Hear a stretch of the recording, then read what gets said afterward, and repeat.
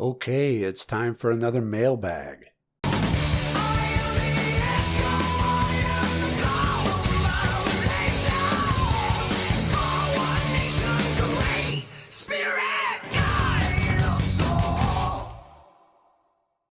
Alright, so I'm really behind on answering messages. I still have yet to respond to a few that go back almost a month.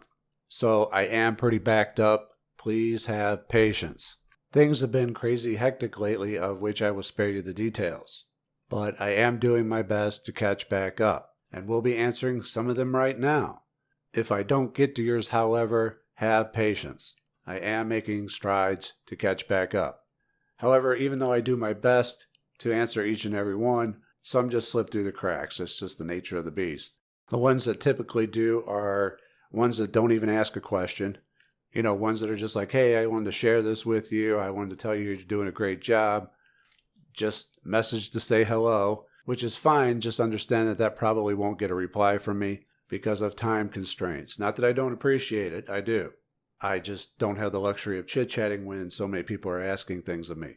And the other ones are really long messages. I kind of have a habit of putting those off till later because I can answer many, many short messages in the time it takes to read and answer one long one. And sometimes they get put off and I just never get back to them and they slip through the cracks. So I have been getting a bit overwhelmed lately, but I press on. Just know that I do my best to answer each one, but I can't always answer each one. Okay? There's too many of you. Hey, Freighter, I have a nuanced question for you. I've watched Birch's videos on how he talks about how he has used sigils out in public, so when people see them, that gives them power. I wanted to employ the same method with a business by incorporating a sigil within the biz logo. Do I go about this the same way you talk about making the sigils in the course? Can I have a custom design made by a designer and then charge that logo? How do these corporations do this effectively if they are supposed to forget the meaning? Well, that's 3 questions. Trying to be sneaky. The answer to the first 2 is you can. I don't know if you would. I don't think I would want anyone making my sigils for me, whether they're a designer or not. Not something of any importance anyway. I think a better option would be, if you're not a talented artist, to draw the sigil as normal, but then have a designer go over it and embellish it, try to bring it to life, make it a cool-looking logo out of your original design. A sigil is simply a symbol that you've encoded with your own meaning. Will it have the same meaning if you let someone else code it for you? It's a good question, and we should probably do some more sigil experiments here in the near future to answer it. As for companies and businesses forgetting the sigil, just don't think about it. And I'm sorry if that sounds like a terrible answer and cliche, but I don't really know another way to put it. Do I think of the t-shirt design that I made many months ago? Of course not. I can remember it, but do I remember it on a daily basis? No. Do I think of the articles of organization that I had to file with the state for my business? No. Again, I can remember it, but do I think about it all the time? No. And it's the same with sigils. I think the more that you do sigil work, the better you get at forgetting them. And it's not that they become mundane, it's just that you do and have done so many of them that you forget which ones were what. Ideally, you should get it to where you can remember it if you want to for your business, similar to your mission statement, but you're not obsessively thinking about it all the time.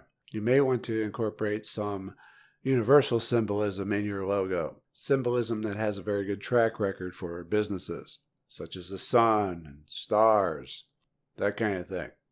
And I appreciate the questions, you sneaky son of a... I'm just messing with you. I do appreciate the questions, thanks. I believe it is something that people need to understand a bit more. It's easy to forget that people just starting out have a harder time forgetting. Dear Freighter, doing a spell to manifest something material is casting the spell sigil, give it your all and forget about it. But using magic for self-development is not all clear to me. Say you want to master a new habit. From self-development lessons, I learned once you do it, at least 100 days before it is really a habit.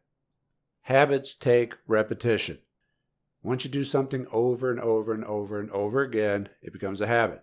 How does it work when you want magic to give this new habit a good support?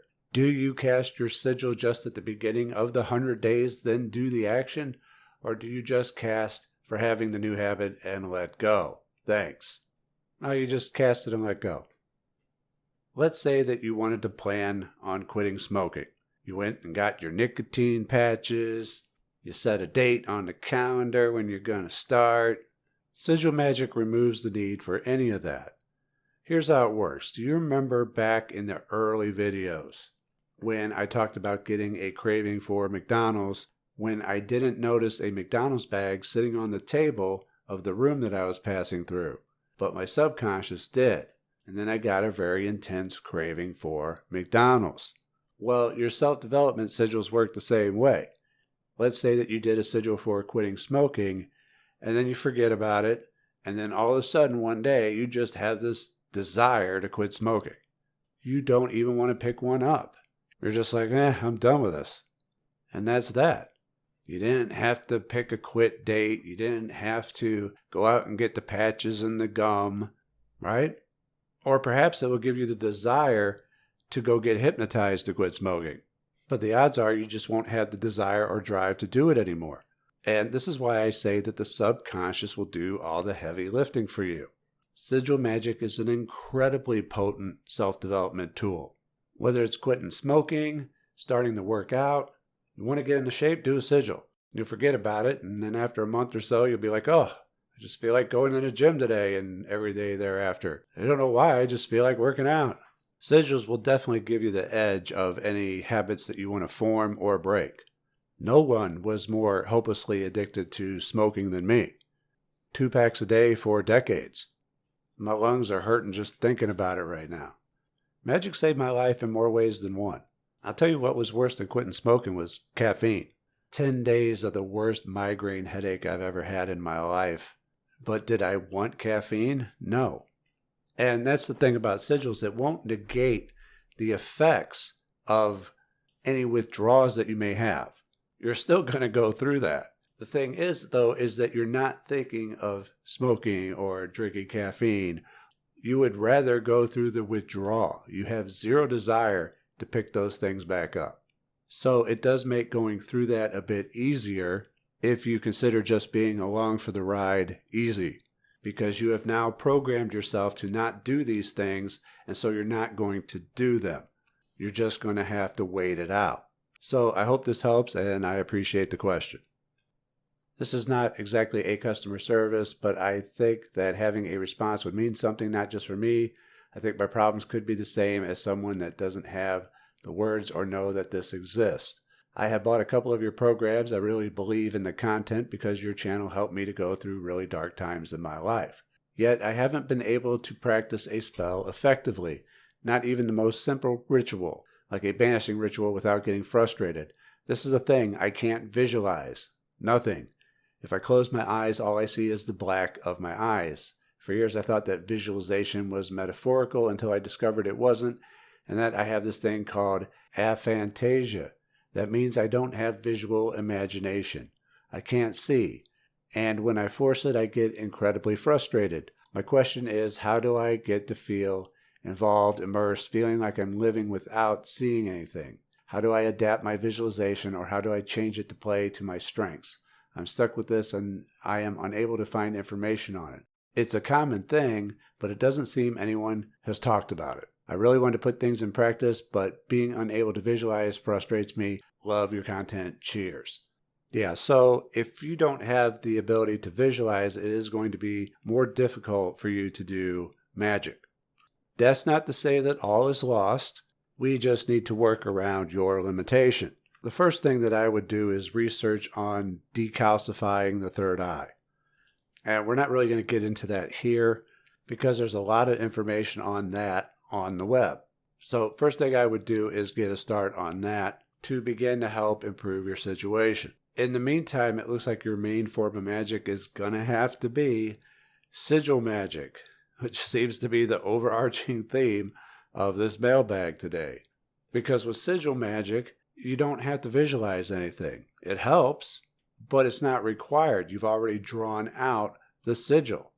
All you have to do is work on getting it into the subconscious mind after you've made one. Another suggestion would be to perhaps look into VR. We're getting ready to try some VR stuff over at Patreon and Subscribestar in the new series Thoth Life.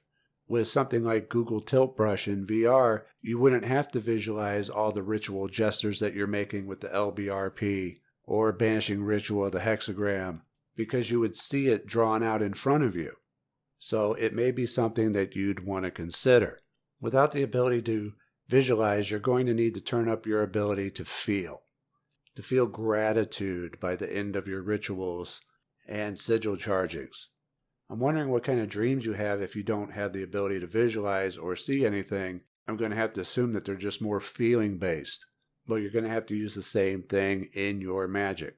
So sigil magic is probably your best bet for early and continued success with magic until your mind's eye is functioning again. And I appreciate the question. It certainly was an interesting one. How to act after a love spell has been cast. I heard 2 different ways of how to go about it. I just want to know which is better so that I can act the most appropriate way to make my spell a success. I had a spellcaster do a spell to bring my ex back, and I've heard 2 different ways to mentally ground yourself.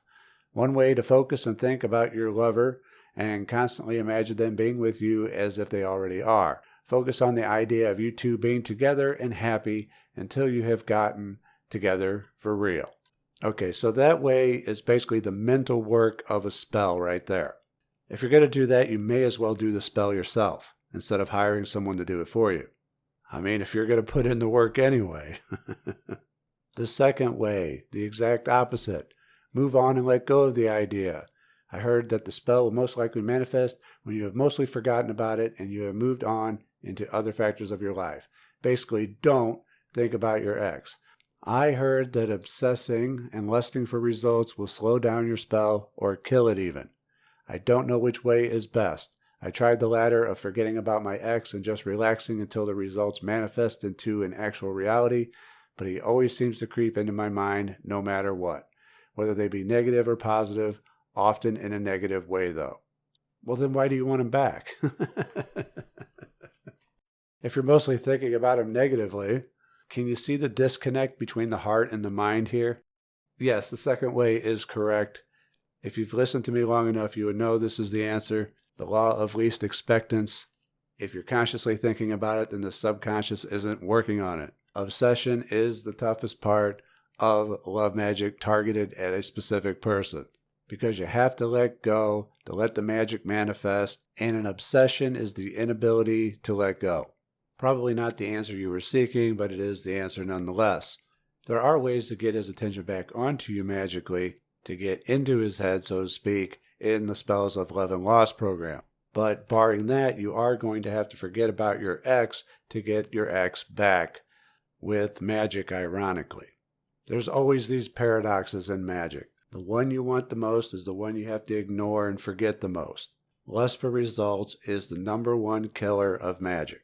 Unfortunately, because if it wasn't, magic would be real easy. Part of the practice of being a magician is learning how to put these things that you really want out of your mind. And just as with any other skill, the more you do it, the better you get at it. I wish you the best and thank you for the question. And that will about do it for today. Again, I'm trying to catch up on all of the mail and messages. I certainly do appreciate your patience. Leave a like and share this video if you enjoyed it. I think people may be under the impression that just because I do a lot of work to make sure that those who are meant to find this channel will find it means that I don't want you to share videos, which just isn't the case. It may be that a person who is meant to find these videos only did so because you shared the video. That's how synchronicity works. You are an active participating part of the growth of this channel. So keep that in mind. Follow me on Twitter, @FraterXavier. Consider joining us over at Patreon and Subscribestar, where all supporters get early access to Mystery School videos, and also where we have the new series Thoth Life getting started and underway. I'd like to thank you all for joining me, and I'll see you next time. Take care.